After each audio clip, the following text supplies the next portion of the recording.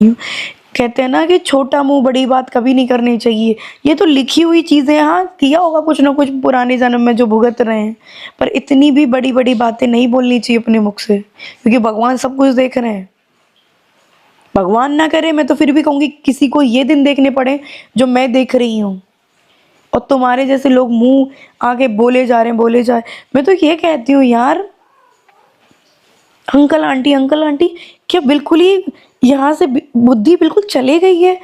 चुप बैठे हैं अपनी घर की बातें कि कोई ये बोले अंकल आंटी के मैं साथ दे रहा हूँ, वही बोले कि अंकल आंटी को मार रहे थे। तुम अच्छे भी हो, तुम्हारा रिलेशन अच्छा भी हो, तुम मार क्यों रहे थे उनको, ये नहीं समझ आ रहा। तुम्हारी पड़ोसी बदनामी कर रहा है, तुम्हें ये लग मेरे को बुरा दिखाने के लिए तुम अपनी भी जलील करवा रहे हो। अब तुम्हें शर्म नहीं आएगी कि तुम जब बोला था कि अंकल जी को शर्म आ रही थी जब मैंने ये सारी बातें बोली थी बाहर जाने में, अब तुम्हें शर्म नहीं आएगी? कोई ये नहीं पूछेगा तुम अपनी बीवी को क्यों मार रहे थे? बहू छोड़ो, बड़ू बहू तो बुरी है, तुम्हारी बीवी तो अच्छी है। तुम्हारी बीवी ने ऐसा कौन सा काम कर दिया था कि जो तुम मारने पे मजबूर हो गए?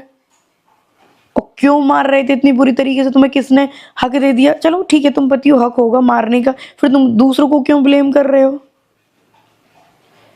तो ये तो क्लियर है कि मारपीट होती है, और ऐसी मारपीट होती है, जिस इंसान के साथ मारपीट हो रही होगी ना वो घर से भागेगा ही। तो पड़ोसी ने खुद अपने मुंह से बोला है कि जब उनको मार रहे थे तब वो निकल के हमारे घर में आई थी, रात भर रही थी। सोचो कितना, उस औरत को कितना मारा होगा। और उस रात तो ये इतना झूठ बोलता है इंसान, राजवीर जी भी नहीं थे, राजवीर जी घर छोड़ के चले गए थे उस रात, जिस रात ये मारपीट हुई थी। तो झूठ इतना बोला करो जितना झूठ चल जाए। ये नहीं किसी पे बीता है, किसी पे कुछ है, आके मुंह फट बोलने लग जाओ, कुछ भी बोलने लग जाओ। आधी से ज्यादा बदनामी तो तुमने कर दी।